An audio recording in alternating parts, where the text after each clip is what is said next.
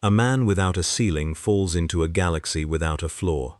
The air here has weight behind it, the weight of 10,000 years of prayers spoken into the dark and answered by something that was not what was prayed to.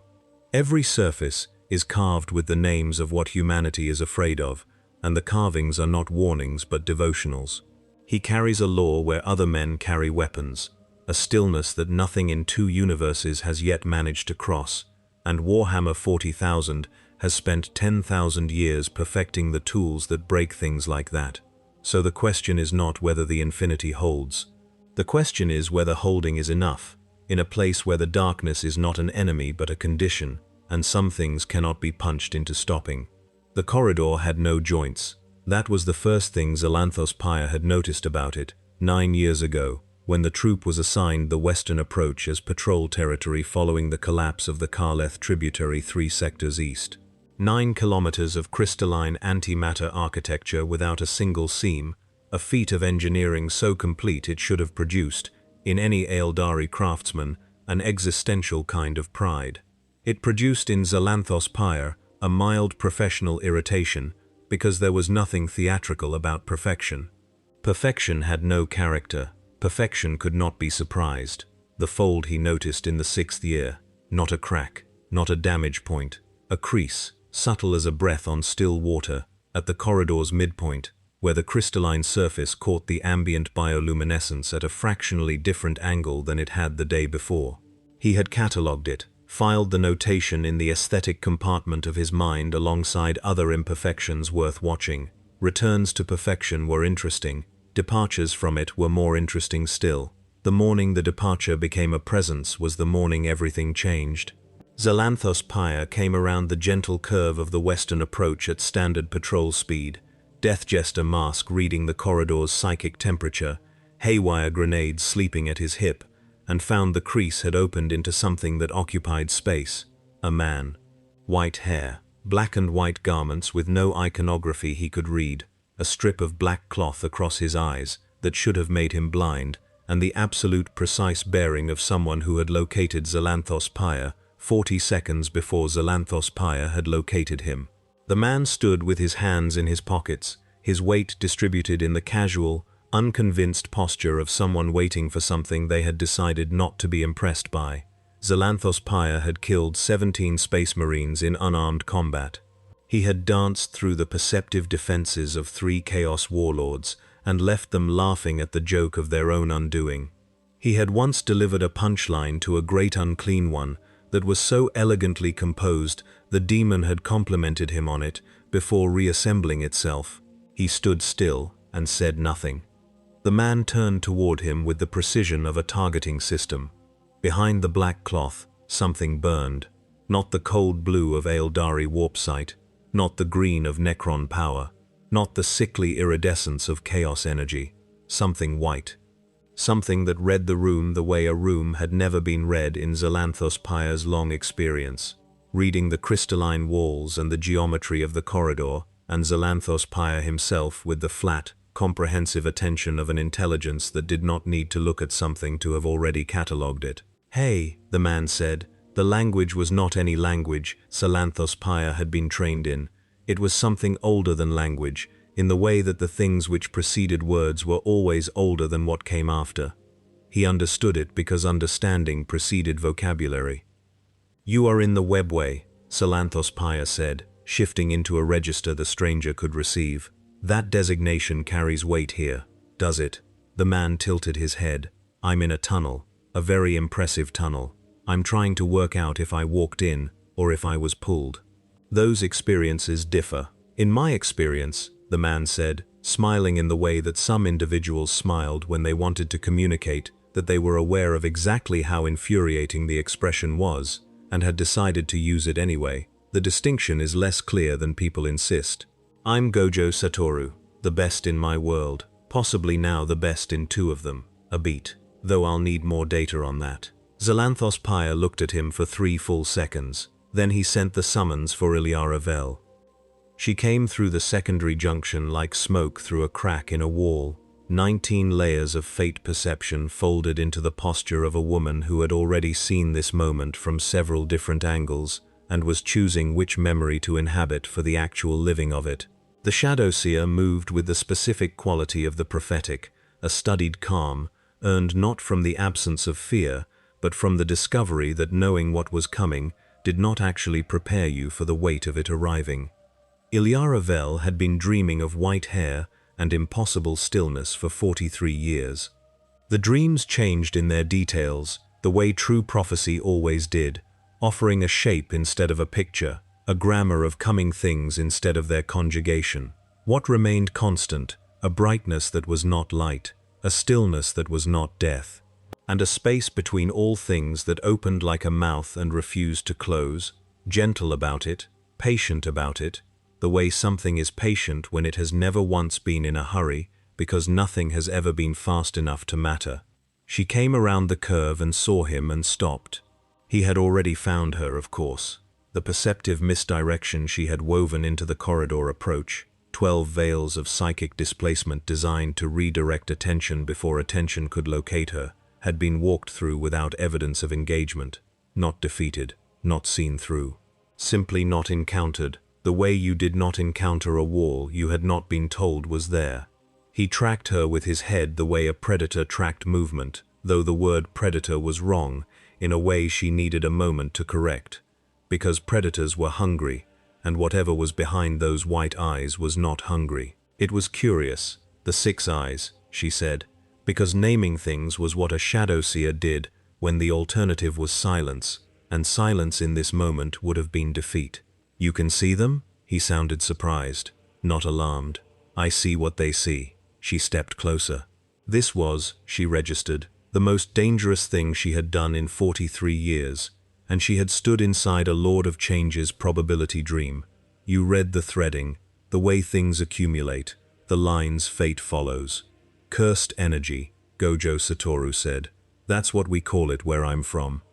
The weight of human fear and grief and anger precipitating into something that wants to consume what made it. The way it flows, the way it banks against the world. He paused. He was reading the corridor walls, she realized, reading the ambient energy that bled through the webway's crystalline fabric from the material world beyond it. This place produces it on a scale I have never encountered. Something has been very wrong with your reality for a very long time. Yes, said Ilyara Vel, 10,000 years, approximately. She did not tell him yet what she had seen at the outermost edges of her prophetic sight when she tried to look beyond the shape of this meeting.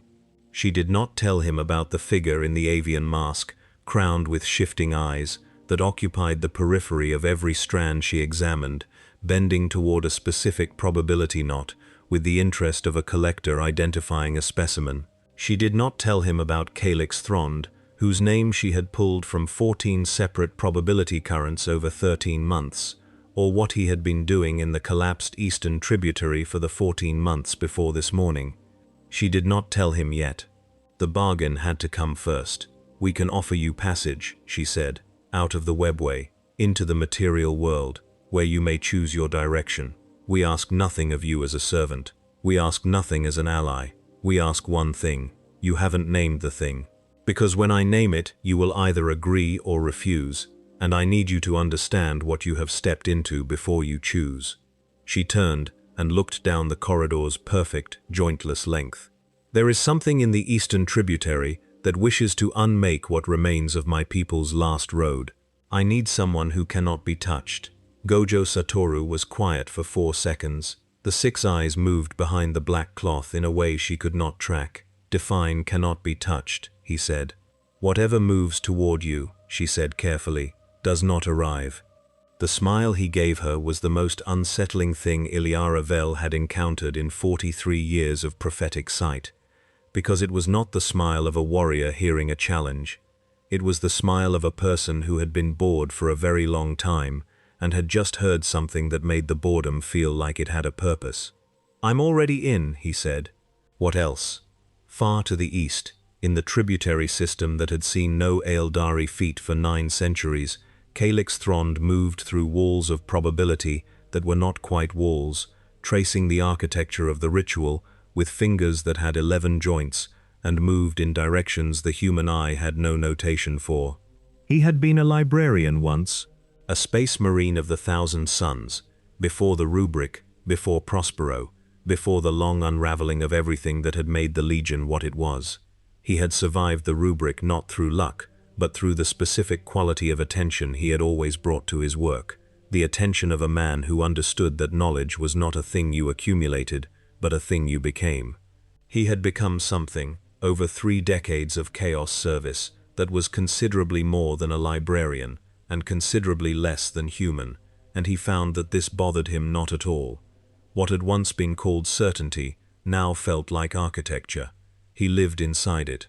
The certainty that the Imperium was wrong, the certainty that Tzeentch offered what no living system could, the certainty that each new conclusion was correct, these had accumulated into a structure so total he no longer perceived them as beliefs but as facts. The way the ground beneath your feet is a fact and not a position. He had learned, very late, that this was the gift. That certainty was what the architect of fate gave to those he wished to inhabit. By the time he understood this, the 11 joints were wrong, and the eyes saw too many things at once to ever again see one thing clearly. He did not mind. The ritual had taken 14 months. It was, by any standard he could apply, a masterwork. 17 simultaneous threads of psychic disruption woven across 4 dimensions, each thread calibrated to the resonant frequency of the webway's innermost barrier harmonics, each one vibrating at precisely the pitch that the barrier's own anti-intrusion architecture would not distinguish from its native signal. He was building a door from the lock's own language, 2 weeks from completion. Then something folded in the western approach, 3 kilometers from the junction, and the probability weave shivered. Calyx Thrond stopped moving. He extended his attention through 11 senses and examined the new node in the fate matrix, the place where probability should have flowed like water, and instead coiled like a rope around an unexpected anchor. He sat down on nothing in particular and thought carefully about what he was perceiving. An entity. Power that was not warp-derived, not void-touched, not psycho-resonant in any classification he had encountered in 60 years of service and study. The entity radiated something that existed adjacent to the warp without touching it, something that functioned as a total barrier, not through active generation, but through fundamental physics. Through a law it carried with it, the way a star carried gravity. Whatever moved toward it did not arrive. Not because it was fast, not because it was defended, but because the space between itself and any incoming force was not the same space when you were approaching it as when you were simply occupying it.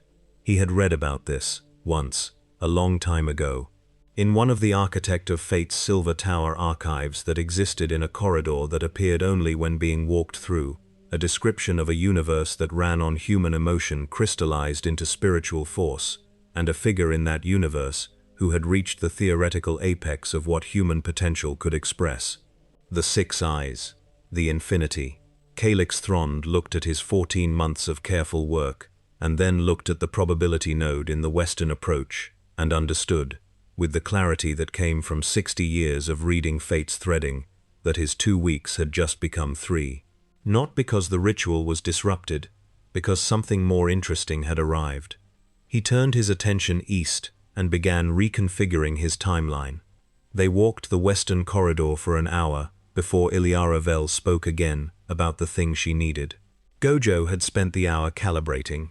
His 6 eyes were extraordinary instruments, refined over generations of careful hereditary selection and then given to a body that had, from birth, been processing more information than any human nervous system should have been able to handle. In his own world, the 6 eyes read cursed energy the way a telescope read starlight, every gradient and current and accumulation visible at once, the landscape of spiritual force overlaid on the physical world like a second architecture.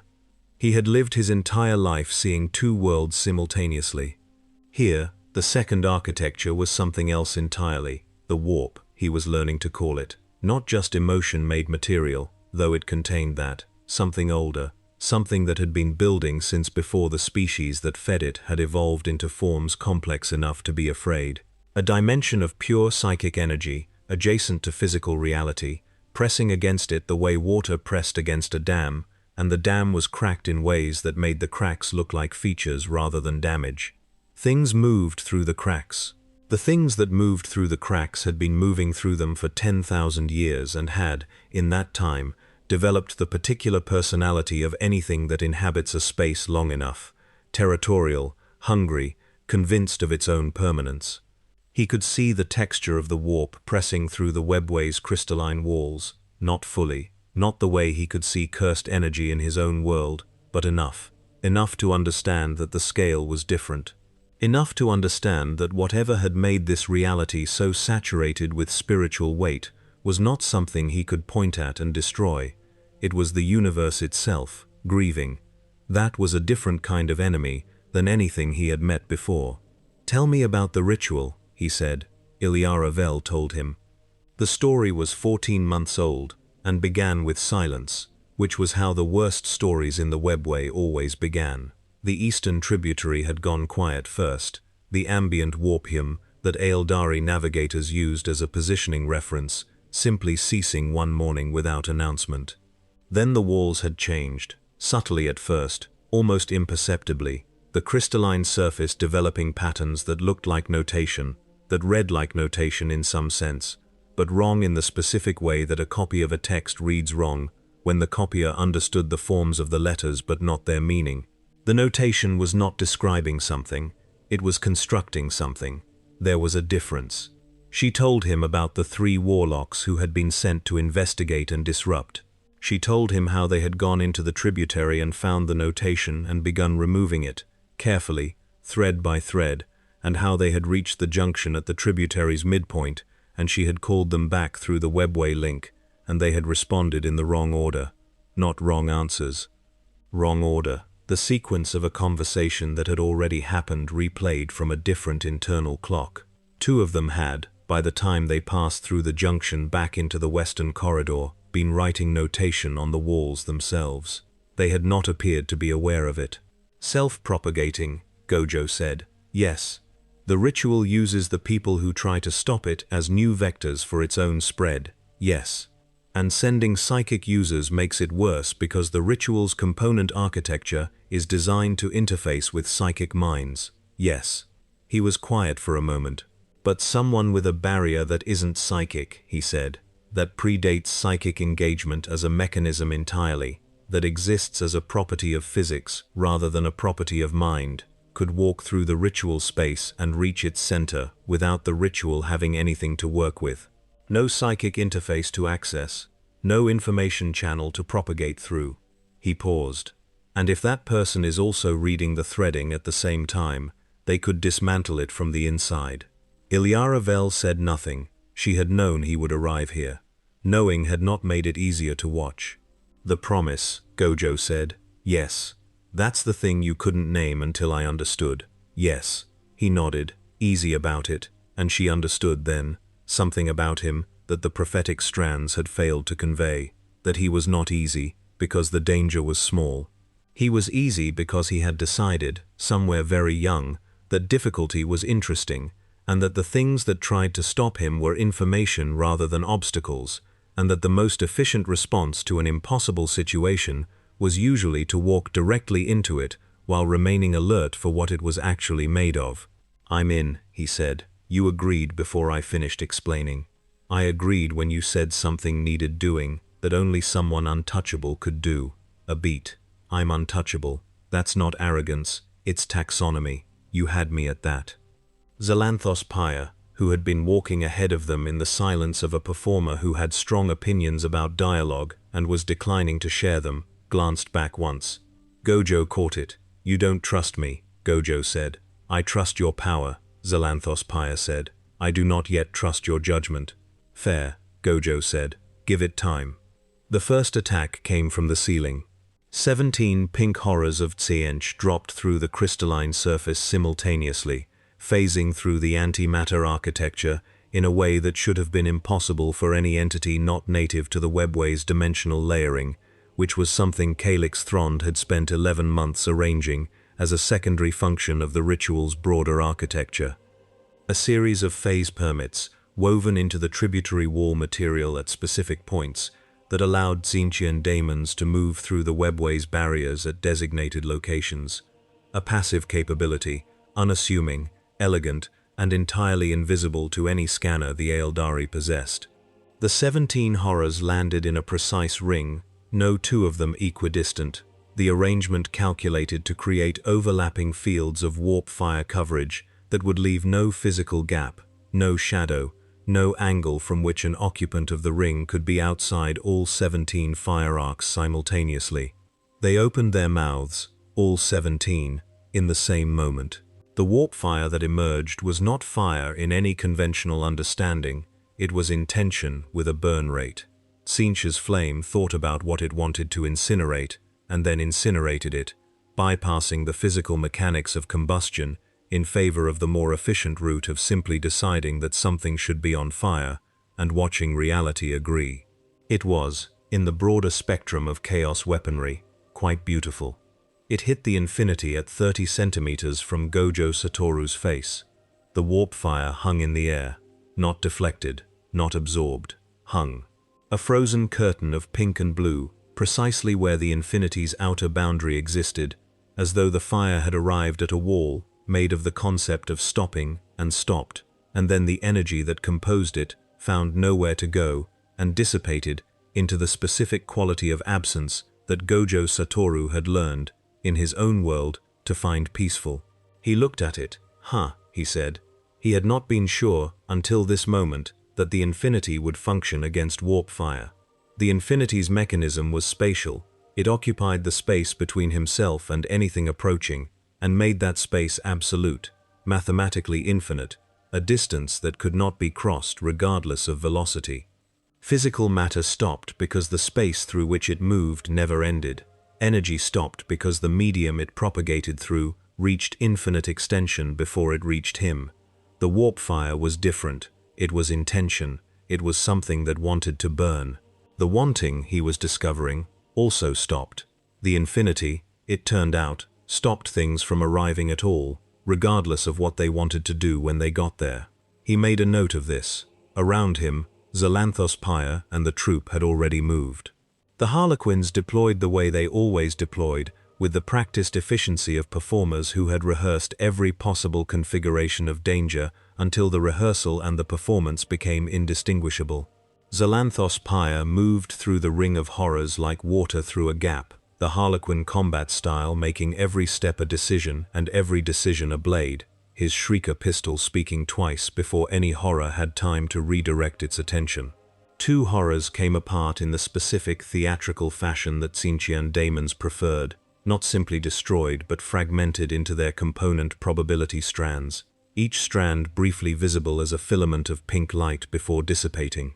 Gojo watched this for approximately 2 seconds, then he raised his hand. The blue technique built at his fingertips, not because he needed the power specifically, but because he needed the information. He had never fought Tzeentchian daemons. He needed to understand how they held together before he understood how they came apart, and the most efficient method of understanding a structural question was to apply graduated force and observe the result. He released it at 1/5 of what he would have called normal. The technique moved through the corridor air without sound and connected with the nearest horror at the speed of intention, the compressed spatial force following the specific line from his gesture to the target with the mechanical certainty of a conclusion. 1/5 of normal for Gojo Satoru was considerably more than the structural threshold of a Tzeentchian pink horror. The horror was not destroyed, it was accelerated, removed from the current spatial conversation and placed, at considerable velocity, in a different one, the trajectory passing directly through the webway wall. The webway wall was crystalline antimatter architecture rated by Eldari engineering to withstand pressures capable of unmaking a planetary crust. The horror went through it, the wall sealed behind it with the quiet efficiency of a substance that had been designed to be self-healing, sealing the wound in its own substance before the displaced atmosphere had time to fill it. Gojo looked at the wall, slightly sturdier than special grades, he said, to no one in particular. Good to know. The remaining 16 horrors converged on him simultaneously.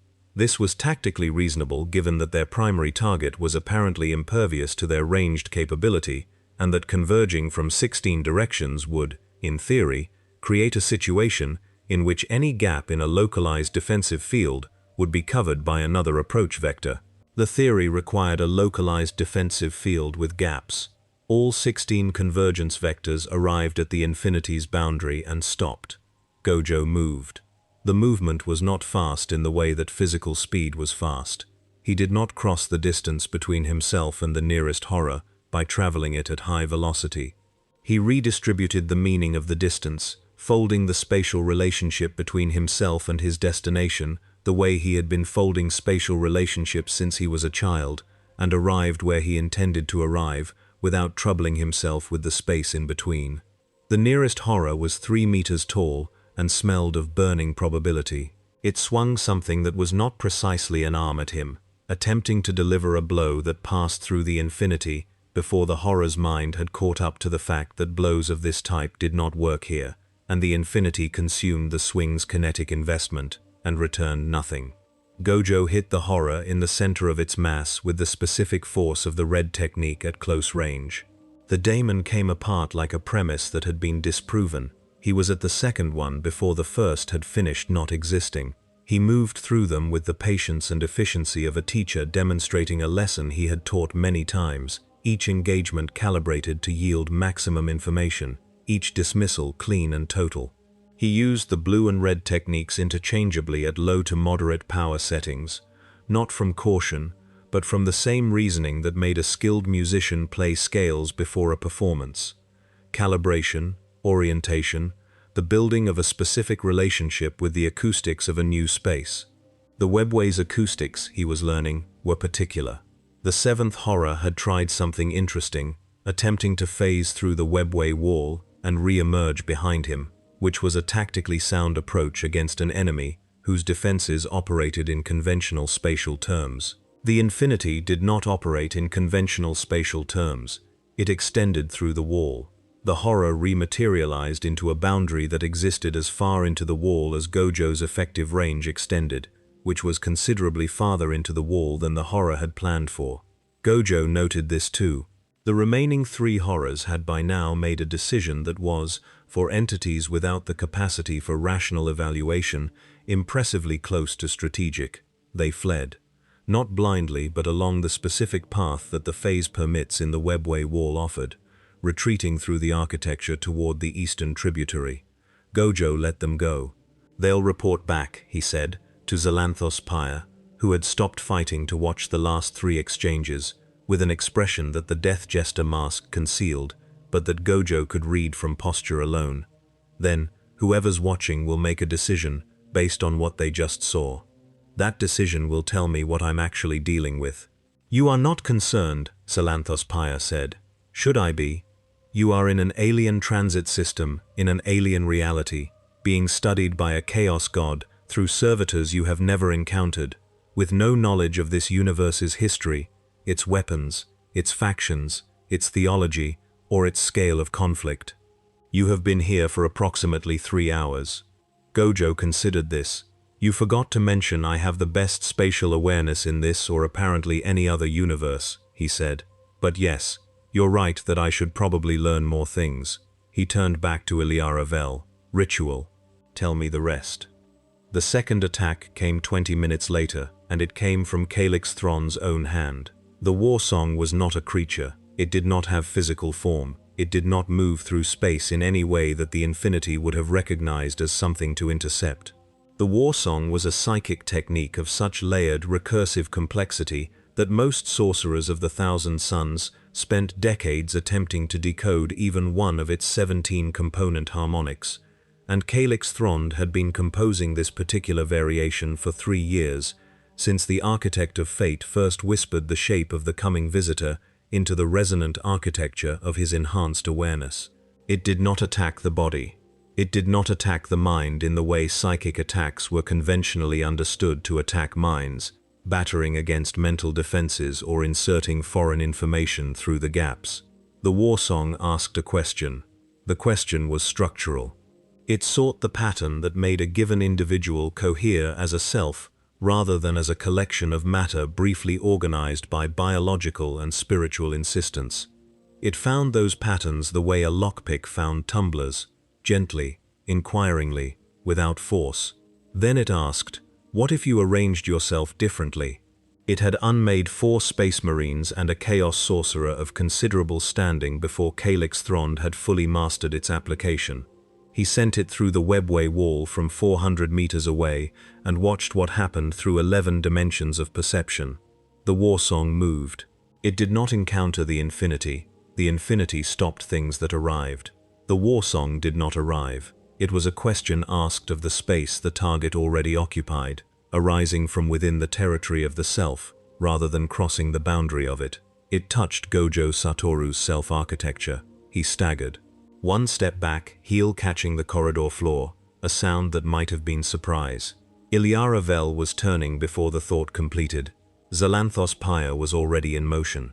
Gojo raised one hand, palm flat, the gesture of a man who needed exactly 1 second, and had calculated that 1 second was all he required. Wait, he said. His voice was even. I'm thinking. What he felt was new. He had been hit with extraordinary things, domain expansion techniques, that restructured the rules of reality within their effective radius, special-grade cursed spirits that operated by mechanisms he had needed months to decode. Sukuna's own malevolent shrine, which had dissolved the very ground he stood on and replaced it with something more amenable to bloodshed. He had never felt anything quite like this. The warsong did not hurt. Pain was not among its tools. It was closer to the feeling of noticing, with sudden and terrible clarity, that a familiar room had always had one wall facing slightly wrong, and that once noticed the wrongness propagated to every other surface, and that the noticing itself was beginning to make the room feel less like a room and more like a set of choices about furniture arrangement. He could see the structure of it. The 6 eyes traced its threading the same way they traced cursed energy, finding the lines and following them, mapping the architecture of a technique that was doing something to his sense of himself that physical damage had never managed. It was trying to find the pattern that made him Gojo Satoru and replace it with a pattern that made him something the architect of fate found more interesting. The question it was asking, who are you if you are not the strongest? He let it find its way through 6 layers of self-architecture. He had never needed to answer this question before. In his own world, the answer had been so obvious it was not a question at all. He was the strongest, because being the strongest was not something he had been given, not a gift from nature that nature could reclaim, not a position he occupied that another person could displace. It was not even a fact about him in the way that facts were facts, external and verifiable and therefore revocable. It was him. There was no version of Gojo Satoru that was not the strongest the way. There was no version of fire that was not hot. He answered, not in words, not in any form the warsong's architecture had been designed to receive. He answered with the specific quality of a mind that had, at some early and formative moment, decided that its own nature was not up for revision. The answer propagated back along the technique's own threading, the self-architecture the warsong had been attempting to reorder, simply returning the question from the place where it had been placed and sending it back where it had come from, not blocked, answered. The rebound traveled the 400 meters to Calyx Thrond at the speed of the technique's own propagation, and the sorcerer felt it as a sensation he had not experienced in 30 years, the specific quality of having sent something and received it back unchanged. He sat down on nothing. He was smiling in the way that beings with 17 facial joints smiled when they encountered something they had not anticipated. Oh, he said quietly, wonderful. They reached the eastern tributary junction 40 minutes later, Iliara Vel guiding them through 3 secondary corridors that the ritual spread had not yet contaminated, Gojo cataloguing the architecture of the webway around him with his 6 eyes in the background reading mode he used when he needed information rather than combat awareness. The notation was already visible from the junction entrance. It covered everything. Not ink, not carving, but light. A barely there tracery of information that pulsed with low warmth and moved at the periphery of direct vision, shifting when observed directly, as though the patterns were aware of being seen and preferred the edge of sight to the center. The crystalline walls had absorbed it completely, the notation woven into the antimatter lattice itself at the substructural level, which meant that removing it physically would require removing the walls. The Harlequins stopped at the junction entrance. Ilyara Vel met Gojo's gaze. "You feel it," she said. "It's trying to ask me something," he said. "The architecture, the propagation mechanism." He was watching the notation shift and pulse without quite looking at it. "The 3 warlocks you sent, they were psychic, yes. The technique finds psychic minds and uses them as new writers because they have the correct interface. The mechanism propagates by borrowing the capacity of anyone with warp sensitivity." He tilted his head. "I don't use warp energy. My power has nothing to do with your warp. The ritual has no interface for me." "No," Ilyara Vel confirmed. "You are the only person we have encountered who is effectively invisible to the technique." He walked into the notation. Ilyara Vel and Xalanthos Pyre watched from the junction entrance as he moved through the eastern tributary with the unhurried pace of a man taking a walk, the notation shifting and pulsing around him with increasing urgency, the ritual architecture throwing its propagation mechanism against the infinity's passive boundary and finding nowhere to go. The patterns reached for him and dissolved against the spatial law he carried without touching him, the way light dissolved against a surface that neither reflected nor absorbed it. The notation tried for 2 minutes. Then, with the specific quality of a mechanism arriving at a limit it had not been designed to accommodate, it stopped trying and simply pulsed. He reached the center of the tributary. Calyx Thrond was already there. The sorcerer occupied more space than his physical body contained. This was not metaphor. The additional dimensions in which he operated were faintly visible as a distortion at his edges, a shimmer that was not heat but occupied the same conceptual space, the visual trace of a consciousness that extended beyond the material world's 3-axis coordinate system.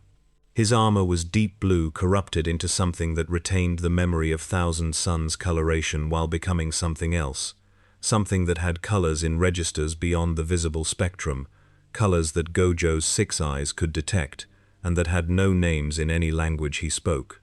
He was looking at Gojo with the complete, saturating attention of a man who had been waiting for this moment. "The 6 eyes," he said, and his voice had harmonics in registers that were probably not audible to human hearing, though Gojo heard all of them.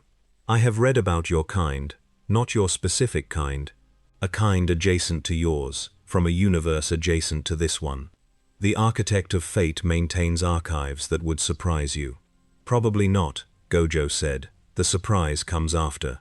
Calyx Thrond's 11 joints arranged themselves in a configuration that might have meant something in a language Gojo did not speak. "Tell me, when you stepped from your world into this one, did it feel like a step, or did it feel like a slide?" Gojo was quiet. "A slide," he said, "but I was in the prison realm at the time. The geometry was already wrong." "Because it was built from this side," Calyx Thrond said, with the patience of a man who had been holding information in careful suspension for 14 months and was releasing it precisely. "Not from yours. The prison realm is a tool with one face visible to your world and one face accessible to a god who traffics in possibility. It was opened from this side to allow an exact trajectory at exactly the right moment into exactly this location." He spread his hands, the gesture encompassing the ritual notation, the tributary, the entire 14 months of construction. "I did not build this door to let a Lord of Change in. That was the explanation I allowed you to receive. The door was built to let something specific out of a universe that did not know it contained what was needed. A visitor, a specific kind of impossible eyes, a specific kind of spatial law carried in a body. The silence after this had a particular quality. Ilyara Vel, at the junction entrance, had closed her eyes. "Tzeentch wanted me here," Gojo said. "Tzeentch wanted to study the infinity, up close, in a controlled environment. A god who collects and categorizes the impossible, found something in another universe that exceeded the category of the impossible and wished to understand it more thoroughly." Calyx Thrond produced a shard from somewhere, crystallized probability. A piece of the ritual architecture hardened into a tool, the length of a forearm and cold, with the specific cold of organized intention. The ritual at completion does not open a door for a Lord of Change, it opens a door in you. It uses the infinity as a framework for a new kind of aperture, permanent, God-made. What you carry as physics becomes, at the moment of completion, a concept written into reality itself. He wants to make me a concept, Gojo said. Permanence is not nothing, Calyx Thron said, without mockery. You are finite, you tire. The infinity, housed in a concept rather than a body, would never tire. It would be the most extraordinary thing the architect of fate has ever made. He wants to kill me, Gojo said, and turn what makes me me into a tool. He wants to preserve the most interesting part of you, Calyx Thron said, with the precise vocabulary of a man who had spent 30 years learning to find Tzeentch's euphemisms true in a way that did not require them to be honest, while releasing it from the limitation of your existence. Gojo looked at the ritual spike, then he looked at Calyx Thron. No, he said, with the simple clarity of a word that did not need elaboration. He moved. Calyx Thron had spent 30 years becoming something more than a space marine, and something other than human, and the combat capabilities he had developed in that time were, in any honest accounting, formidable. He did not fight as the Adeptus Astartes fought. He fought as something that existed in more spatial dimensions than the conflict could account for, his strikes arriving from angles that required the attacker to occupy positions that could not coexist simultaneously in three-dimensional space, his defenses anticipating rather than responding, his movement informed by probability sight that let him see the most likely configuration of the next 3 seconds and position himself accordingly. He was very good. He was not, in any meaningful sense, good enough. The red technique hit him from the angle Gojo had chosen, precisely because it was the angle Calyx Thron's probability sight identified as a very low likelihood attack vector, and the specific application of repulsion force that Gojo had calibrated during the Pink Horror engagement delivered exactly the force necessary to deform the corrupted Thousand Suns armor at the point of contact. The armor was rated against weapons that had cracked void shields and punctured Titan plating. It deformed. Calyx Thron went through the eastern tributary wall. The wall sealed. Gojo turned to the notation. He stood at the center of the ritual and let his 6 eyes open fully to its architecture, not the partial reading he had been doing while navigating the corridor, but the complete engagement. The 6 eyes turned entirely inward toward the threading of the technique around him, reading all 17 harmonics simultaneously, following each thread to its function, understanding the ritual the way you understood a sentence once you understood the grammar it was written in. The door was real. The door was 14 months of work. The door was extraordinary, he would admit to himself. Extraordinary in the way that very good technique was always extraordinary, in the way that mastery was beautiful, regardless of what the mastery served. Calyx Thron had built a masterwork in the service of something that wanted to use the masterwork to unmake Gojo Satoru, and that was a waste. He felt the ritual spike before he heard the wall seal behind Calyx Thron coming back through it. The sorcerer was damaged. The deformed armor had created complications Gojo could read in the disruption of his aura's outer harmonics. He was moving anyway, moving with the persistence of a being for whom pain was information rather than deterrent, and the ritual spike in his hand was aimed at the center notation, at the point where Gojo stood, because if the spike entered the ritual at the moment of completion, it would lock the framework to its original purpose regardless of the occupant's nature. 3 seconds. Gojo had 3 seconds before Calyx reached him. He spread both hands at his sides. The blue technique built at his left palm. The red technique built at his right. The space between his hands began to vibrate with the specific dissonance of 2 opposing forces being held simultaneously by a consciousness that was one of the very few in existence capable of it. The attraction and the repulsion straining against each other in the mathematical space between his palms, and the ritual notation around him began to resonate with the contradiction, the 17 harmonics of the door framework, encountering a frequency they had not been designed to process. Ilyara Vel was through the junction and pulling Xalanthos Pyre with her in the same motion before the thought of retreating had become a decision. Calyx Thron stopped walking. He had 60 years of probability sight. He had seen, in the Silver Tower archives, the theoretical description of this technique. He knew what happened when attraction and repulsion occupied the same moment in the same space, and the consciousness holding them chose to release. He looked at the ritual spike. He looked at Gojo Satoru. "Extraordinary," he said, quietly, and with a sincerity that was possibly the most honest thing he had expressed in 30 years. He threw the spike.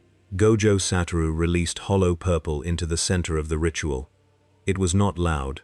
This was the thing about hollow purple that every description failed. It was not an explosion in the conventional sense, not the release of energy outward from a point of origin, not combustion or detonation, or any of the mechanisms that the material world used to express force. It was a deletion. The space between the opposing techniques collapsed inward, and then resolved outward simultaneously, creating in its passage a zone where matter existed in a state of fundamental ambiguity, present and absent at the same moment, and everything within the radius was resolved into the state of not being, with the quiet, patient efficiency of a mathematical proof arriving at zero. The ritual spike was deleted in transit. The notation across every surface in the eastern tributary went dark in the same instant, the 17 harmonics of the door framework losing their organizing logic simultaneously, each thread of the ritual's architecture losing the coherence that made it a ritual rather than a collection of patterned light. The door did not close. The door ceased to have been.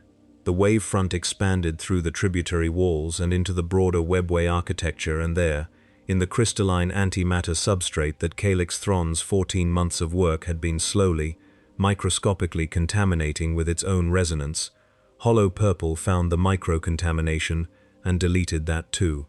There was no Calyx Thron, there was no ritual spike, there was no deformed blue armor or 11-jointed hands, or 60 years of accumulated certainty. Hollow purple left no debris. That was the mercy and the horror of it, depending on what you wanted from the aftermath. For 3 seconds, the eastern tributary was silent in a way it had not been silent for 14 months. Then the walls began to glow. Not the sickly iridescence of corrupted notation, not the pulsing warmth of active ritual architecture, something older than both. The deep, sustained bioluminescence that the Eldari had woven into the crystalline antimatter lattice 10,000 years ago when the webway was new, a light that had faded gradually under the weight of a galaxy's sustained suffering and the slow contamination of proximity to damaged reality, light that had been present in the original construction and had been present in the material, in the way things that are not seen can still be present. The hollow purple had removed what was covering it. The original light came back. Gojo Satoru stood at the center of the tributary in the restored glow, considerably more tired than he had been 20 minutes ago. The fatigue after hollow purple was specific, a hollowness, which was where the name came from, a sense of having temporarily unmade something of himself in order to unmake the target, and the refilling taking time. He was familiar with it. He accepted it the way he accepted the specific quality of silence after a fight, as information about where you had been and what it had cost to be there. He looked at the glowing walls. He looked at the space where Calyx Thron had been. He had known, he thought, when he threw it. He had known what hollow purple at full power in an enclosed space did to anything inside the deletion radius. He had made that choice with the same calm practicality that he made most choices, running the available options against the available information and arriving at the conclusion with the speed of someone who had trained themselves not to flinch from conclusions. The hollow feeling was not guilt.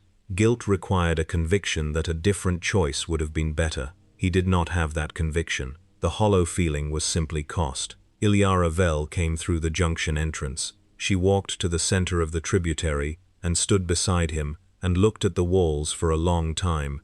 "The 37th strand," she said finally. "What does it show now?" "It continues." She touched one wall with her fingertips, the crystalline surface warm under her hand. "It goes much farther than it did this morning." "That's something," he said. "Yes," she said. "It is."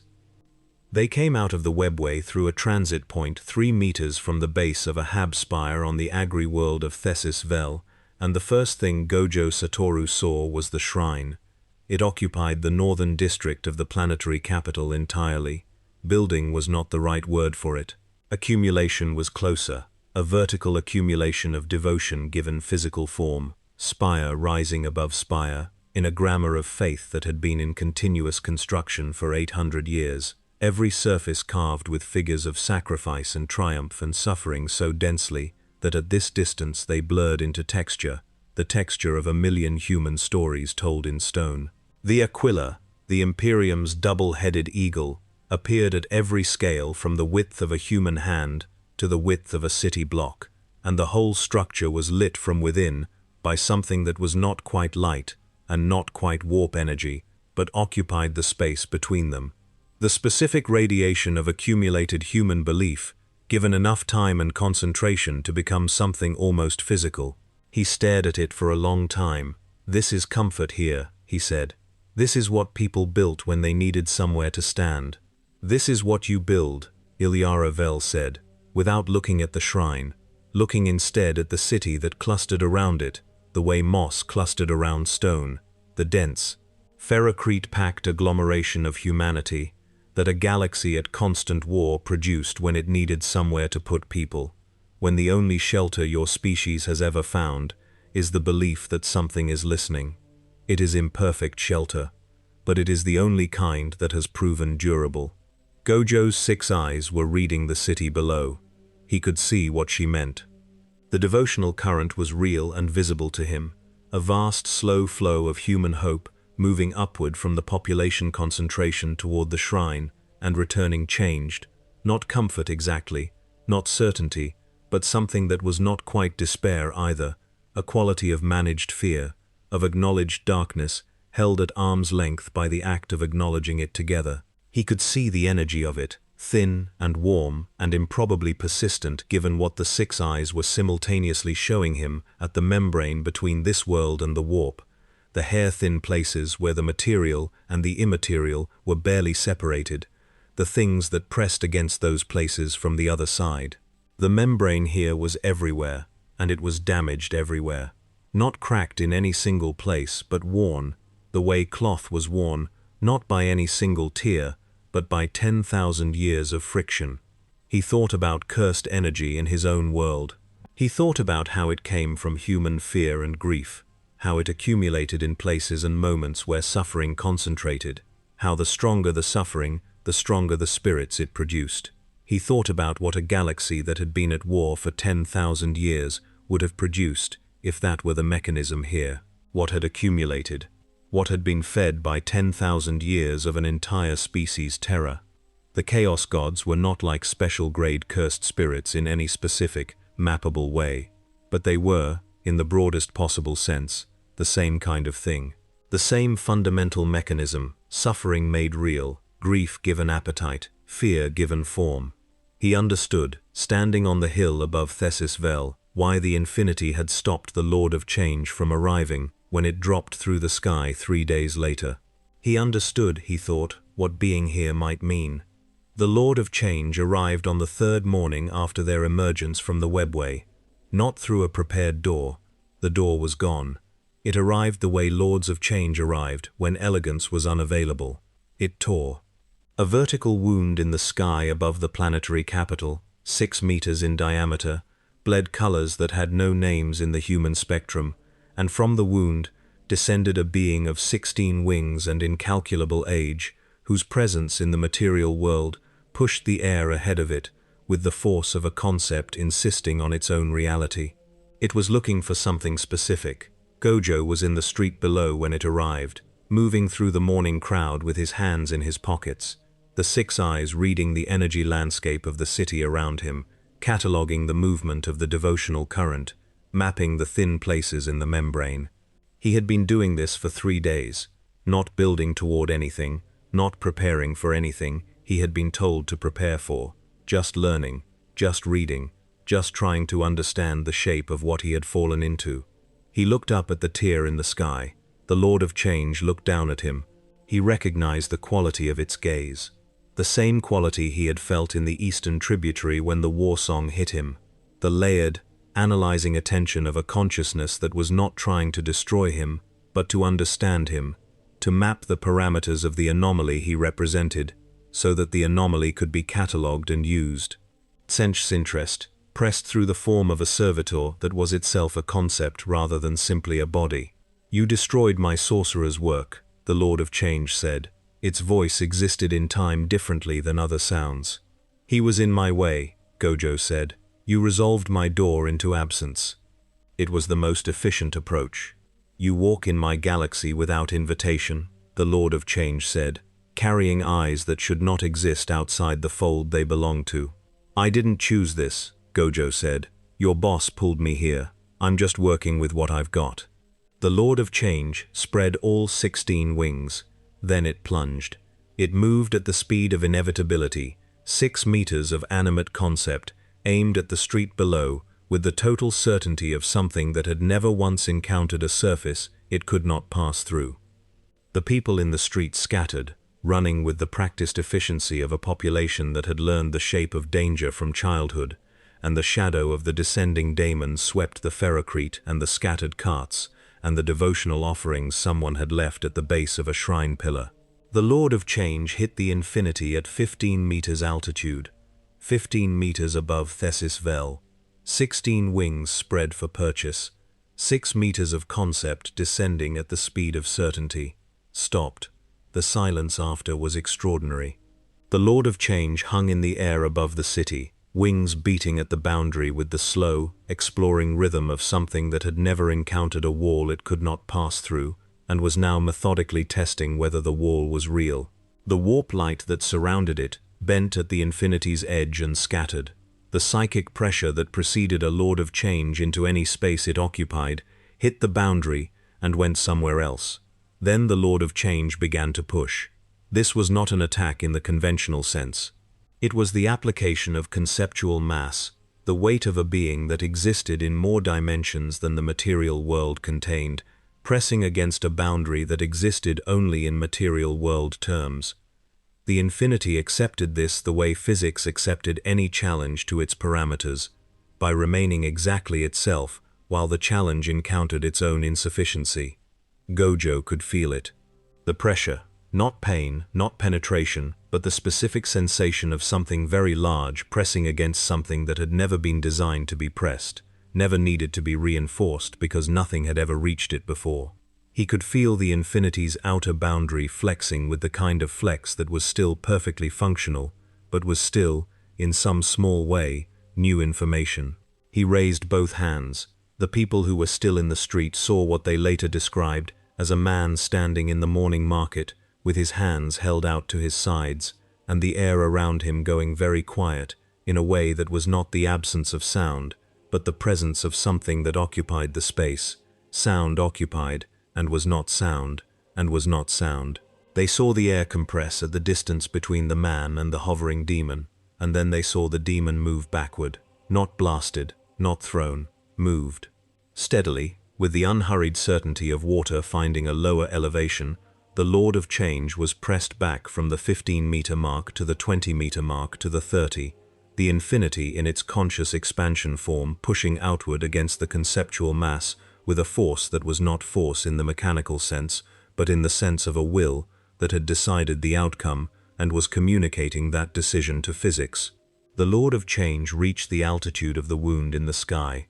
It stopped trying to push down and looked, instead, at the figure below. "Another day," it said. The ecstasy in its voice was genuine, the Tsinchian variant of joy that manifested as appetite satisfied. "When you have walked farther in what we are, when the question grows more interesting, come back whenever," Gojo said.